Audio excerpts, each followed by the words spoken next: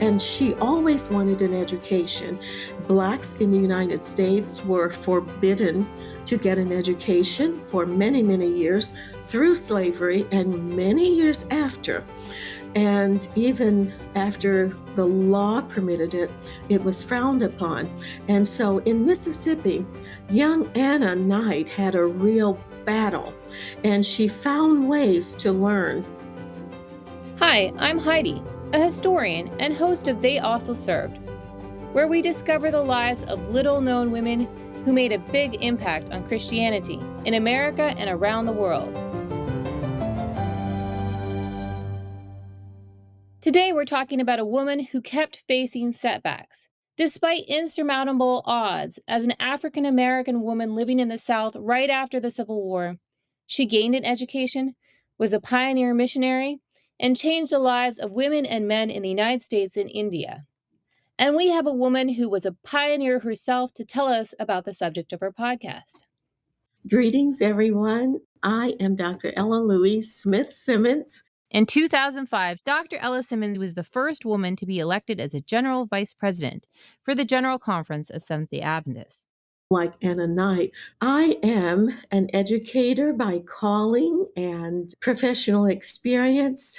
I have been engaged in educational and then general conference level leadership for many, many years, more than I can recall, but I believe I can count about 40 or so altogether. Who was Anna Knight? Rachel Anna Knight was just an amazing woman. She did some of the things that I couldn't do, and I believe that it was necessary for her to do some of those kinds of things in breaking through because of the times in which she lived. She was born March 4, 1874 in Jasper County, Mississippi. Mississippi anywhere is not the best place for people of color. Anna's birth itself was a challenge to society. Her father was Newton Knight, a white farmer, Confederate soldier, and her mother was by classification an African American, but of mixed heritage herself. They used the term mulatto back then, but that was not something that people of color appreciated. When I look back in my family history, for example, on my mother's grandmother's side, where there is slave heritage and that same kind of mix, some of my ancestors are designated mulatto. And that's the official record. That became the acceptable term. Since then, people have become more sensitive and do not use that term, but someone who has one white parent and one Black parent for all intents and purposes. So that in itself was a challenge to society because this was not a hidden parentage, as most were. This was an in the open, in your face relationship between this woman who was always considered a free woman. Mr. Knight, after serving in the Civil War, he came to believe or to feel that this was a rich man's war and that he had no part in this. They've never done anything against him. He has no reason to fight them. His fight is at home. This was exactly what Newton Knight decided. He left the military and came back home to take care of the women and children who were left behind, who needed someone to fight their causes and to protect them and to help them to grow and to develop. Her father was such an interesting character that Hollywood made a movie of his life, The Free State of Jones with Matthew McConaughey. Life was tough after the Civil War in rural Mississippi, especially if you had an ancestor that came from Africa. The South was impoverished in the wake of the Civil War, and formerly enslaved people had their freedom but frequently very little else. Anna and her siblings, her two sisters and one brother, Leslie, Grace, and Howard, grew up right there in Mississippi in that county. There were nieces and nephews and cousins and uncles and aunts all living around in the same area. Most of her relatives on her mother's side had been in bondage. Her mother, George Ann, had been emancipated. But still, there were those prejudices, and of course, Jim Crow, which mitigated against the advancement of former slaves or people of color. And this was any person of color. For Ella, Anna's story is personal because it had similarities to her own. On my father's side, my heritage is free African and Cherokee. You well know about the Trail of Tears for Native persons in this country. The Cherokees, along with four other tribes in the southeastern United States, were forcibly removed from their lands in the mid 19th century. The Cherokees, along with the members of the other tribes, owned and ran farms, some of them quite large, and ran businesses. The Cherokees had their own written language, printing presses, government, and schools, but they were kicked off their land. Their homes, furniture, valuables, anything they couldn't carry was taken away. They had lived for decades peacefully alongside Americans. Thousands of people died on what became known as the Trail of Tears. My free African great-grandfather was an educator, by the way. And so in our family, we say, that's sort of where I got it. That was really the legacy that was passed down to me that I didn't really understand or appreciate until I learned a little bit about the challenges that he had. But he died, and my grandmother and the three children, my aunt and my father and uncle, were not treated very well, let's say, and they were kind of driven off the land that he had amassed, and they moved to Louisville, Kentucky. I understand her because of those parallels. It's more than just reading and having that cognitive understanding. Education was her love and her passion forever. And then along came science for her, medical science. And her life evolved into a service of education and medicine. And she always wanted an education. Blacks in the United States were forbidden to get an education for many, many years through slavery and many years after. And even after the law permitted it, it was frowned upon. But Anna came from a family of fighters. Newton Knight was not supportive of the Confederate cause. When he heard his family at home was suffering during the Civil War, he had returned and fought with a band of deserters. He was anti-slavery, in part because of his Baptist beliefs that also led him to not drinking alcohol. But he was not afraid of violence, and he viewed the Civil War as a rich man's war over slavery. He and the fellow deserters organized what they called the Free State of Jones, accounting open rebellion with the Confederates, and Newton was their leader. Several of the deserters eventually joined the Union Army. Newton burned bridges, destroyed railroads, raided food supplies, and likely shot and killed the Confederate major hunting down the deserters. Rachel Knight, along with other enslaved people, had helped hide the deserters. Her family were fighters, and so was Anna. And so in Mississippi, young Anna Knight had a real battle, and she found ways to learn. The community members fought against the education of the Knight children. She worked with the other children in the community. She would do their chores for them if they would teach her to read. She would share something she had that they wanted if they would teach her. The interesting thing is she never received education for herself only, even as a young child, as she was just learning the alphabet. She always taught other children. And as the story goes, she would write the letters in the sand, and she taught like that. But supposedly she used the soot from burning wood, charcoal, to make a chalkboard. And then apparently one can harvest chalk from the creek beds, dry it out, and use it. I think it was brilliant and most courageous, because really one could be beaten, jailed, or killed for engaging in education and especially teaching others.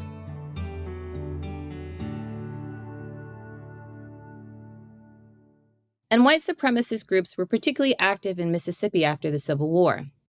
In 1875, violence disrupted the elections in Mississippi. The Red Shirts, who were a paramilitary group that followed the breakup of the Ku Klux Klan in 1871, disrupted Reconstruction and goals of greater racial equality. Newton, who'd been appointed a sheriff in 1872 and supported Reconstruction efforts, ended up resigning his position in 1875 and retired back to his farm. In Clinton, Mississippi, a riot at a political rally left dozens of African Americans dead. It was a dangerous time, especially for those with an African ancestor who wanted an education. But she was fearless, and she did that.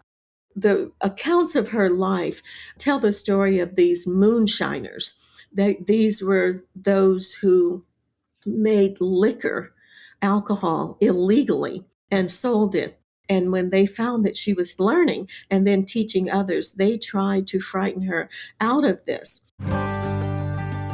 She liked the woods, going into the woods, the serenity, the peace of nature, as we are taught that we should. But it was not always as safe for her as for some others.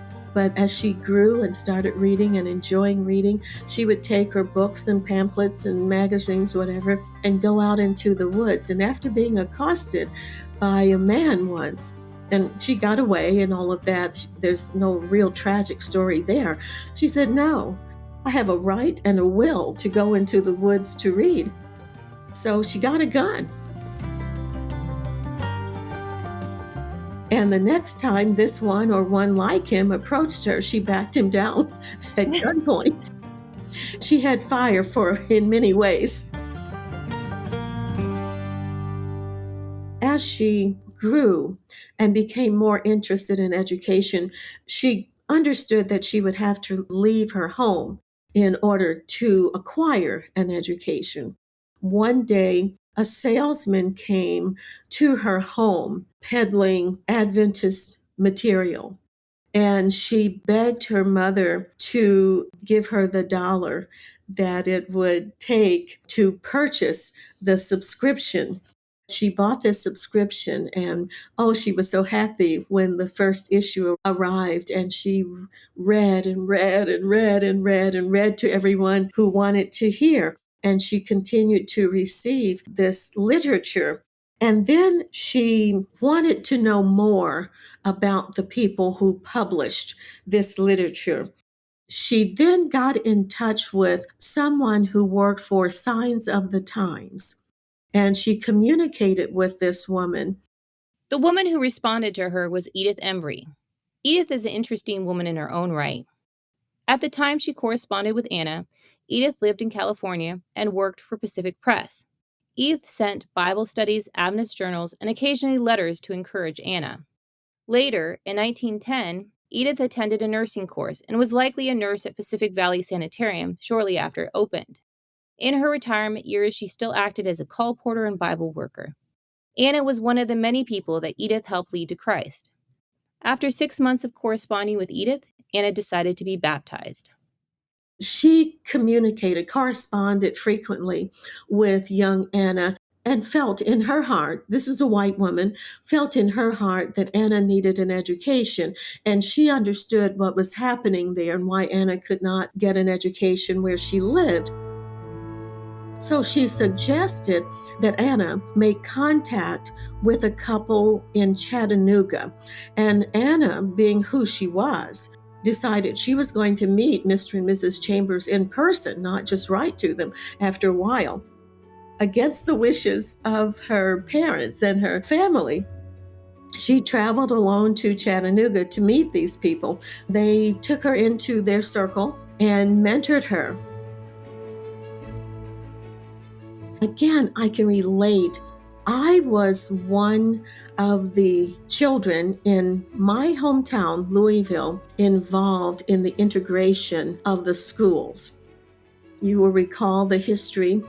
The Brown versus Board of Education decision ruled against segregated schools, that they were not and never would be equal, because in the past we'd gone on this fallacious assumption that the schools were separate but equal. By the time it trickled down to Louisville, I was a third grader, and I was one of the Black children who had to abandon our Black school and go to the white school to integrate the school. And it was a Southern white Christian woman, my third grade teacher, who made all the difference in my life. She was the one who received me into that somewhat hostile setting and protected me. I didn't know that my parents were following me to school to be sure that I got there without being harmed. I just thought I was on my own doing what I was supposed to do. And that was what they were trying to teach me, so that I would be fearless. But it was Mrs. Embry who just embraced me and affirmed my intelligence and my value. And at one point, I could see that she was struggling with this.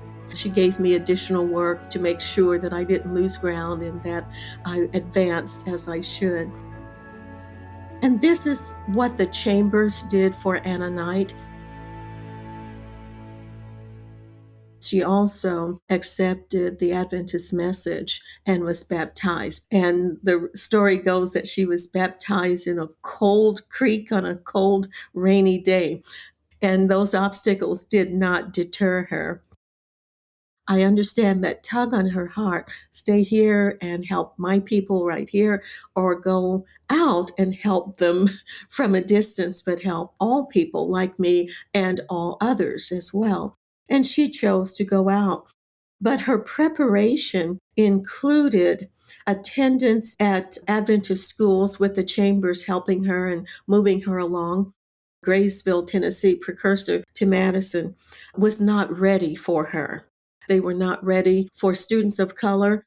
At first, Anna was allowed to enroll at Graysville, but when parents realized that she was of mixed race, they complained and she was forced to end formal attendance at school.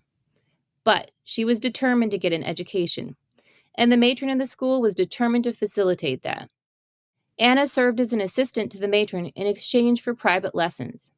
At the end of the year, she left Graysville. And later, she enrolled in Mount Vernon Academy in Ohio and got her education there. She learned about higher education within the Adventist Church. She learned about the Battle Creek Sanitarium. She developed that love for medical science. Although she was on a path to education, she learned about that. And there were those who felt she could become a great nurse. And so she, with the help of the Chambers and some others who introduced her, opened the door for her to attend school at Battle Creek. John Harvey Kellogg was one, once he learned of her. He was very good about seeking out and receiving recommendations for students of color, children, young people of color, who had shown potential for education and service through ministry. So Anna was one who was recommended. And while she was there at the sanitarium, she was indeed identified as one who had shown great potential and capacity for ministry and service. Through nursing, she graduated from the Battle Creek Sanitarium in 1898 as a missionary nurse. Soon after graduation, she returned to Mississippi again to work with people in her home area, Knight community, and throughout the state, really. Anna decided that she would open a school there in her community, most of whom were her relatives, of course, because they were the ones who couldn't go to the public schools. The community, again, frowned against that, and they threatened and tried to do all kinds of things to deter her, to force her to back away from her goal of educating the children. And she did this for some years. She and her students were threatened, but they persevered. But Dr. Kellogg He helped her by providing textbooks and materials for her to use in her school. But then he also thought about the potential, how she could serve the world church. And although her resolve was to stay there and to work as a teacher, she trusted God and those mentors who understood her and understood God's greater plans and understood how she could serve. So she agreed that she would indeed move forward and serve the world church. She received a call to come to India to serve, and this was a first for African American women to serve in that mission capacity. While there, she was known as one who would serve wherever needed. Yes, she had the credentials as a nurse and the experience and credentials as a teacher and experience. Anna Knight described her time teaching in India. I feel, as never before, the great responsibility that rests upon me as I stand day after day before these young people, teaching them the way of life more perfectly. But she was also a farmer. She had that kind of experience. And the story goes that outside of teaching and nursing, she taught the people, the locals, the students there, how to garden. That was in her. She got into carpentry because that's what was needed to build a wagon or to build a hut, whatever was needed. It was there also that she became acquainted with the Young Women's Christian Association, commonly known as the YWCA. And she understood that back in those days, it was a safe place for young single women to stay. That seed was planted and later blossomed when she was in service to the church. Women in missions like Anna Knight often wore many hats. Knight spent 6.5 years in India, serving from Calcutta to Lahore and everywhere in between. Single women missionaries were usually sent in pairs for safety and greater support. During this time, her co-worker, another single woman missionary, Donna Humphrey, died in India, and the school that Anna had established in Mississippi was burned down. Missionaries at the time served in the mission field a long time before they were granted furloughs to come home. And even though she'd been over 6 years in the mission field, she was not eligible at the time. But she was granted a special furlough to return and rebuild the school.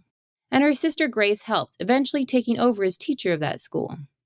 As with me, it seemed that whenever she got into a position and was enjoying teaching and nursing, in her case, the Lord would sort of pull her out into a leadership role, into administration. And finally, she, as I said, okay, I get it. I finally get it. You want me to be an administrator, a leader in this work. In Mississippi, she did quite a bit, but she was not invited into a formal professional leadership role there in her home. Again, she had to leave home to serve in this way. And so it was the Southern Union in the North American Division that called her to serve.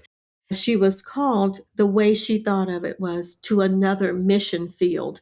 She had returned from India after serving a full term. She returned home, served more, wanting to help, quote, her own people, but again, faced that dilemma, that decision. And the officials of the church felt that the needs in the South of the United States, of the North American Division, were sufficient, that she should remain in America, but to leave her home and to serve on a broader spectrum to advance the causes of people of African descent. During that time, she organized a branch of the YWCA for young Black women. So while she served the church as an officially appointed employee of the church, she served the broader community as well from that position. She served as an educator, a director of educator. She also served in a similar capacity in the health ministry as a nurse. 1915 to 1920, she served as home mission leader and young people's missionary volunteer secretary and educational secretary. Her official roles don't reveal all the work Anna did. While acting as an administrator, Anna traveled extensively, participated in personal evangelism, and gave seminars and workshops. Anna sent in reports of her travels to denominational periodicals while she held those roles. She usually traveled with male counterparts throughout the large union. She wrote of her visit to the Carolinas. The members of the church did all they could to make us comfortable and extended a hearty welcome to all. But best of all, the Lord was with us by His Holy Spirit. In 1922, she organized the National Colored Teachers Association. She was the first and only president of that organization. She held it together strong, and that was a strong group within the church. Because the Black teachers were not admitted to these other societies, she formed one for them. And then she held it together until things changed. And then, of course, all teachers were able to serve together. And as the Southern Union grew, she was valued, her service was valued, and she grew with the Union, not just for service to Black people, but service to all people. She was recognized as one who had great experience, great intellect, great drive, and all courage that it took to do whatever was necessary to advance the causes of the church. In the 1940s, the Seventh-day Adventist Church in some parts of the United States separated church administration by race, partially due to segregation and Jim Crow laws. That was a particularly challenging time for the church as it pertains to integration and segregation issues. I hate the fact that there was ever a need for regional conferences. There should never have been a need. They should never have happened because everyone should have been equal within the broader church structure. But Anna went to serve two of the Black conferences at that point in time. Her services were so greatly needed for these newer conferences. And really, she should have been retired by then and did actually retire at some point, but she continued to serve again. So she served few more years beyond her announced retirement until her successor could be named. After returning from India, Anna Knight kept a record of her denominational work. She reported, I have held 9,388 meetings and have made 11,744 missionary visits. My work required the writing of 48,918 letters. And in getting to my appointments, I have traveled 554,439 miles. This report does not include mileage to or from my mission field, India, nor does it include any miles covered in my travels there. Anna Knight did decide to retire. Once in ministry, always in ministry. She continued to serve, but from her location, which was what is now Oakwood University. By then, of course, she had interacted with the people at Oakwood, and times, she had lectured and she had done all kinds of work everywhere, of course. And she decided that that was a good place to serve her out her retirement years, where she could contribute and still feel somewhat retired. So she was ready to settle down, but not to give up, not to quit. And I understand that fire that she had early on carried over. There are stories even today at Oakwood about Anna Knight's seat in the church. Now, we talk about how horrible it is for church members to stake out their seats and to be rude on Sabbath when someone is sitting in their seat and ask them to move. Well, That was known. That was the expectation. And some have said, well, she didn't carry a pistol anymore. She knew how to wield a cane. And so she would hobble into church on her cane, and if some student or someone was sitting in her seat, she knew how to tell them, this is my seat, young man. This is my seat, young woman. Move. The students, the faculty, staff, leadership there, everyone appreciated her, the entire community, because she continued to serve. And she brought such a history with her, such a legacy. Anna Knight was awarded the Medallion of Merit by the General Conference Education Department, November 1971. And that says something about how all people recognized her contribution. I think that indicates that while we have a long way to go, we've made progress. In 2016, she was recognized, and her memory and her story advanced through the Anna Knight Center for Women in Leadership that was established at Oakwood University and dedicated in March of 2016. She has been recognized as a leader among Black Seventh-day Adventists, among Black women in the world, and among all Seventh-day Adventists, Black, white, male, or female, as an outstanding, courageous leader. Anna Knight's persistence and determination to get an education paid off. She not only impacted the lives of her relatives and the children in her community, but her legacy lives in the lives of the children and grandchildren and great-grandchildren of the people she educated in the United States and India, and in the descendants of those she nursed back to health. The impact of her life on those around her was incalculably diffusive. Join me in 2 weeks as we discuss the story of Alma McKibben, the woman who wouldn't die.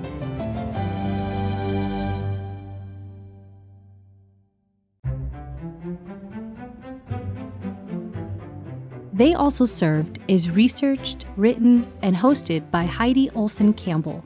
Thank you to our guest on today's episode, Dr. Ella Simmons. This episode was produced by Heidi Olson Campbell and Heather Moore. They Also Served is edited by Nina Vallado. Cover art and social media is by Chelsea Ernina. Stephen Husett is our equipment extraordinaire. And this show was executive produced by Adam Fenner. Thank you to the Adventist Learning Community for making They Also Served possible.